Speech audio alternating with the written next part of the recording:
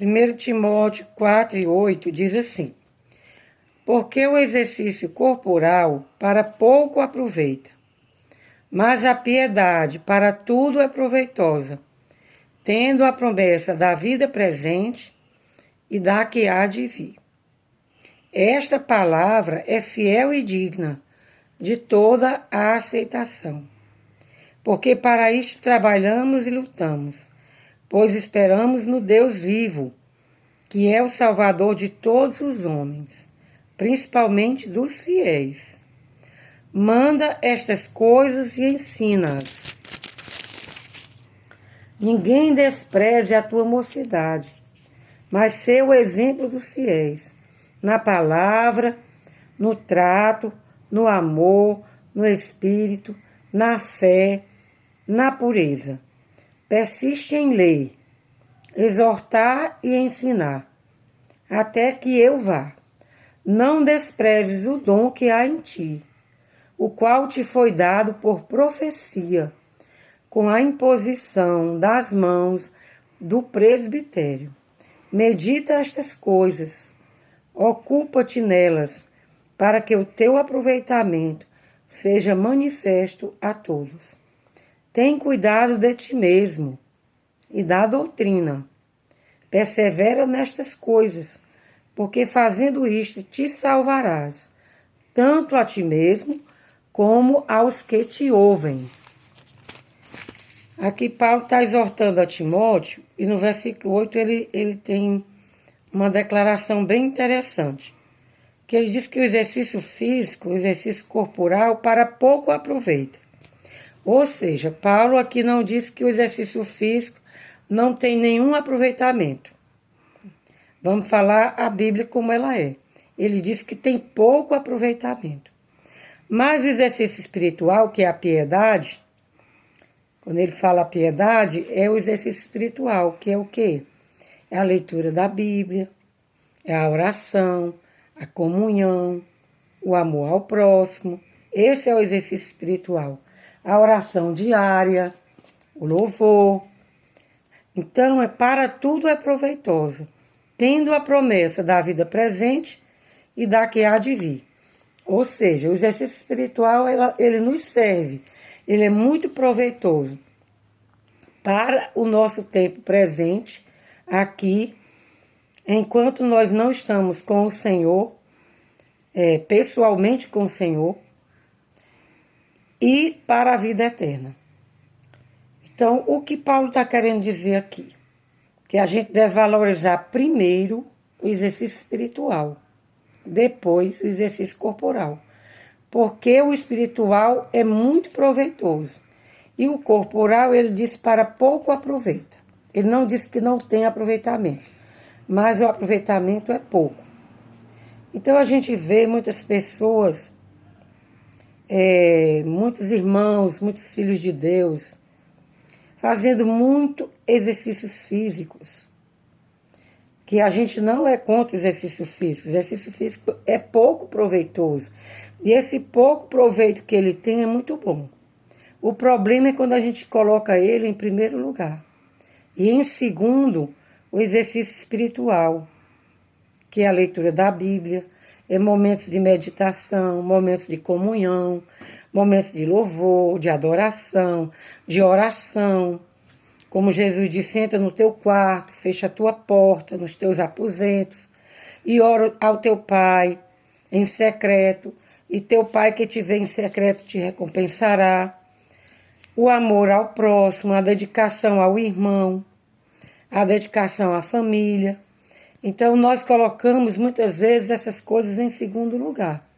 O evangelismo, a visita aos doentes e, em primeiro lugar, o exercício corporal. Porque a gente sabe que nós estamos na geração, principalmente aqui no Brasil, em que as pessoas estão cultuando o exercício corporal, colocando sempre em primeiro lugar isso. Que a gente não está aqui dizendo que é contra o exercício. Estamos dizendo que ele deve estar em segundo plano nas nossas vidas. A mesma coisa que Jesus Cristo disse: coloque em primeiro lugar o reino de Deus. E as coisas que vocês precisam para viver serão acrescentadas. Jesus não disse que não é para colocar o material em nenhum lugar na nossa vida. Jesus disse que é para colocar em segundo lugar. Em primeiro lugar, o reino de Deus, e em segundo lugar, as coisas aqui desta terra. Então, a mesma coisa que é parecido, semelhante, essa exortação de Paulo. Mas eu achei interessante por causa dessa frase, exercício físico, exercício corporal, para pouco aproveita. Então, me chamou a atenção por causa dessa geração, né? Que está colocando em primeiro lugar isso aqui, a grande maioria. A Bíblia, ela tem resposta para tudo da nossa vida. Ela tem resposta para tudo.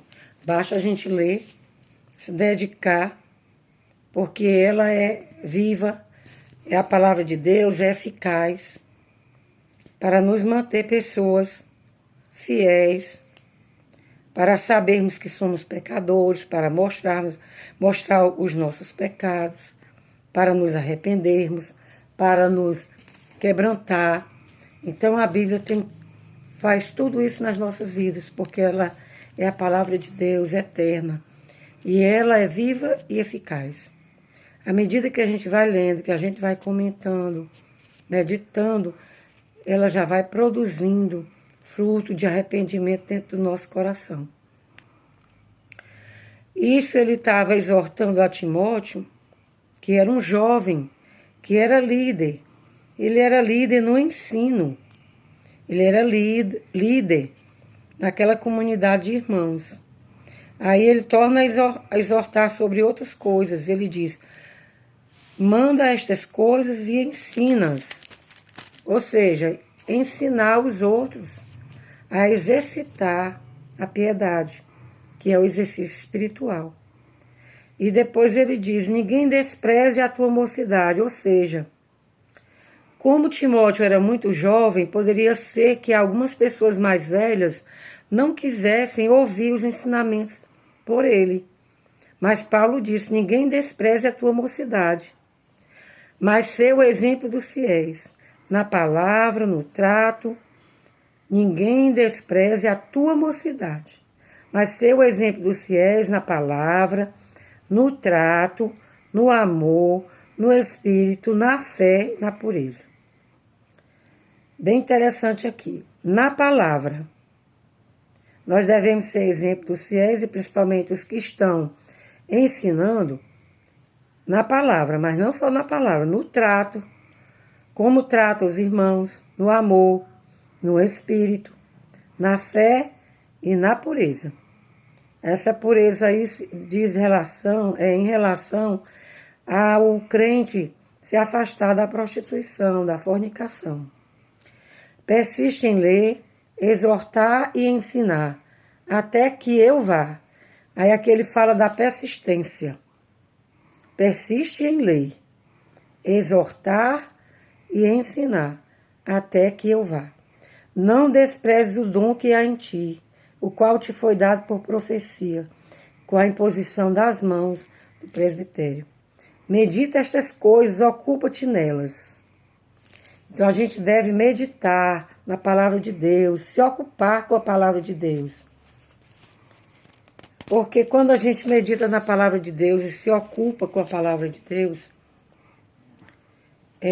Deus vai nos curando, nos restaurando, vai resolvendo os problemas de cada dia que precisam ser resolvidos, na medida da sua soberania. Porque nem todos os problemas Deus resolve de uma vez para nós, porque nós precisamos nos quebrantar, entender a nossa pequenez, a nossa dependência. Então nós devemos ser pacientes na tribulação, para produzir a perseverança, a paciência e nos tornarmos pessoas mais fortes espiritualmente. Aqui, para Timóteo, Paulo também fala do que vai acontecer nos últimos tempos e que já está acontecendo.